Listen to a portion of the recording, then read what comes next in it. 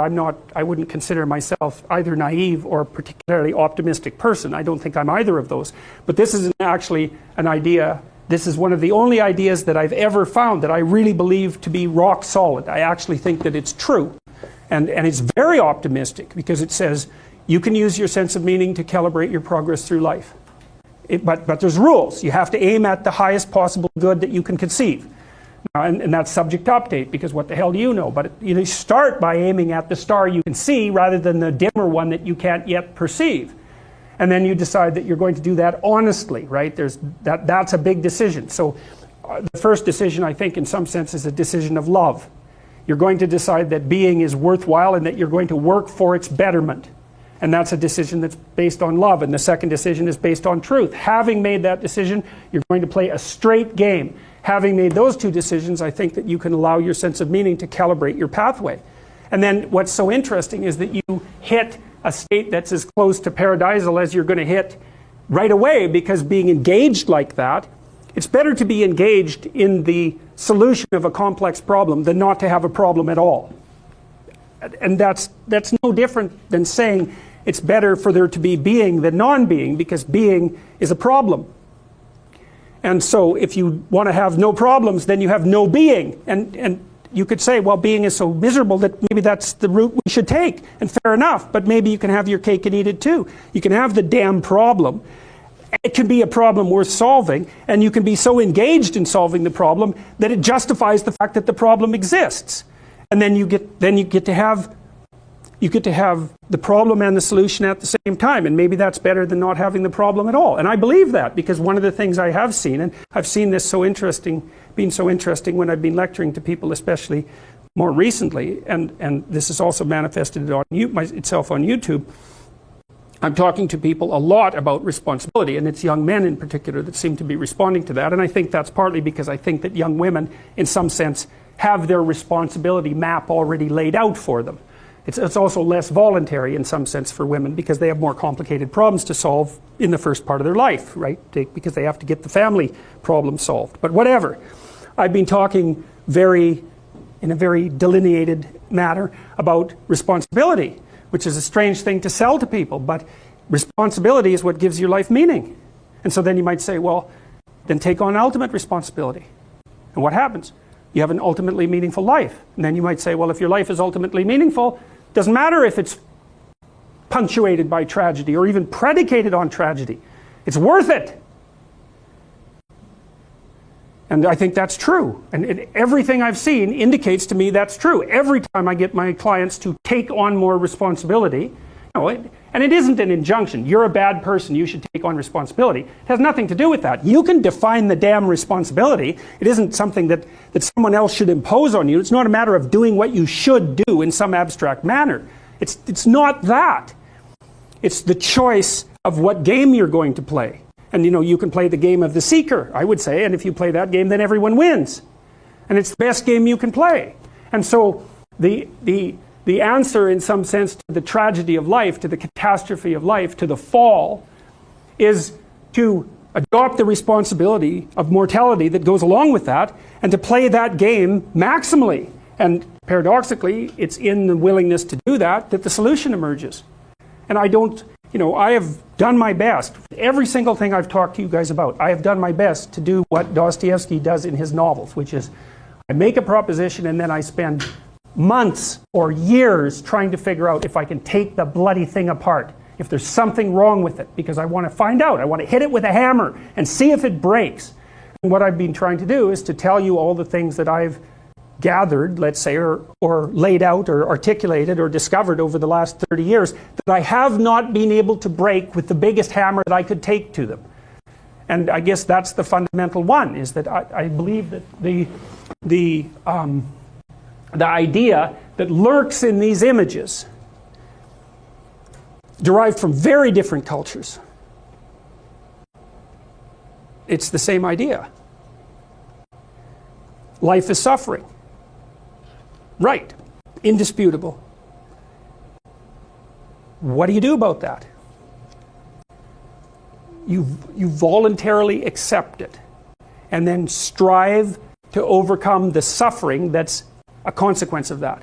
And you do that for you, and you do that in a way that makes it better for other people. And then that works. And one question might be, well, how well does it work? And the answer is, the only way that you can find out is by trying it. That's it. That's the existential element of it. The proof is to be derived by the incarnation of the attitude in your own life. No one can tell you how it will work for you. It's the thing that your destiny is to discover that. And you have to make the decisions to begin with. It's like, because you can't do this without commitment. You have to commit to it first. That's the act of faith that Kierkegaard was so insistent upon. You have to say, I'm going to act as if being is good. I'm going to act as if truth is the pathway to enlightenment. I'm going to act as if I should pursue the deepest meaning possible in my life. And there's reasons to do none of those. They're real reasons. So it's really a decision. But you can't find out what the consequence of the decision is unless you make the decision. I think the same thing happens when you get married, by the way. Is that if you think you might leave, you're not married. And then you think, well, the marriage didn't succeed. It's like, well, maybe you were never married. Because the rule is, you don't get to leave. And there's a reason for that rule. Now, I'm not saying that there aren't situations where there should be exceptions made for that. That's not the point. The point is that there's some games you don't get to play unless you're all in. And the other thing that's so interesting about being alive is that you're all in. No matter what you do, you're all in. This is going to kill you. So I think you might as well play the most magnificent game you can while you're waiting. Because do you have anything better to do? Really? Why not pick the best thing possible that you could do? Why not do that? Maybe you could justify your wretched existence to yourself that way. I think you could. That's what it looks like. You know, people find such meaning in the responsibilities they adopt. It stops making them ask questions about what life is for. If you have a newborn child, for example, like unless you're really in a bad way, psychotically depressed, or maybe your personality really needs some retooling, you stop thinking about anything but ensuring that that baby is doing well.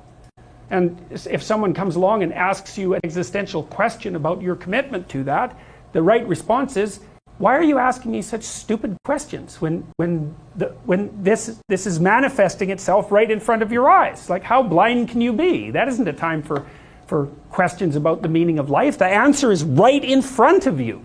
And if you can't see it, it's not because life has no meaning, it's because you're blind.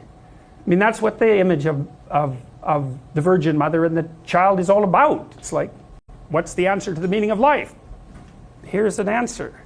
Well, I'm going to criticize that. Well, go right ahead. You know, it's like what you're like a what do you call that? A termite gnawing on a temple. There's no utility in that sort of criticism. It's blindness. And it's the same thing with regards to the path of the hero. It's like it glistens in front of you and you can criticize it. It's like, fine. Put the cart before the horse and see how far you get. So I thought, to bring full closure to the class, I was trying to solve this terrible puzzle that confronted me and many other people about how it was that human beings got themselves in such a tangle about what they believed. Such a tangle that we were pointing the ultimate weapons of destruction at one another, which, by the way, we are still doing. And I thought, okay, well, I understand that. We need our belief systems. They orient us. And that means there will be conflict between belief systems, and that can be a catastrophe. And that's being played out everywhere, again, in very many ways. What's the solution to that? Well, one possibility is there's no solution. It's just mayhem all the way around. Could be the case. But it seemed to me, as I delved into it, that the proper solution to that was to live properly as an individual, because you're more powerful than you think. Way more powerful than you think. I mean, God only knows what you are in the final analysis. You're blind to your own weaknesses, but you're also blind to your own strengths. And so then I think, well, if you got your act together, it'd be better for you, and instantly it would be better for your family, assuming they wanted you to get your act together, and not everyone does, but And then it would be better for the community. It's like, how far could you take that? If you stopped wasting time, and if you stopped lying, and if you oriented yourself to the highest possible good that you could conceive of, and you committed to that, how much good could you do? Well, I would say, why don't you find out? So that's what I think you should do. You should find out. You don't have anything better to do. And there's nothing in it, as far as I've been able to tell, there's nothing in it but good. So maybe you could sort yourself out so that you wanted nothing but the good. And then maybe you could help make that manifest in the world. And maybe we wouldn't have all these terrible problems then. At least we'd have fewer of them, and that would be a start. So it's the answer to the problem of humanity is the integrity of the individual. That's the answer. So, and states that are predicated on that realization are healthy. So, and states that aren't are doomed to stagnation and catastrophic collapse. And personalities that are predicated on self-tyranny and the tyranny of others are doomed to collapse. So, and then you think, well, what's the barrier? And the barrier is, are you willing to accept the responsibility? And part of the answer to that is, reduce the damn responsibility until it's tolerable. You don't have to fix everything at once. You could just start by fixing the things that you could fix. Or you could even do it more. You could do it with even less self-sacrifice. You could start by fixing only the things that you want to fix. God, you can get a massive way that way. So do it. See what happens. That's what you should have been taught in university right from the beginning. It's like, aim at the highest good. Tool yourself into something that can attain it. And go out there and manifest it in the world. And everything that comes your way will be a blessing. And so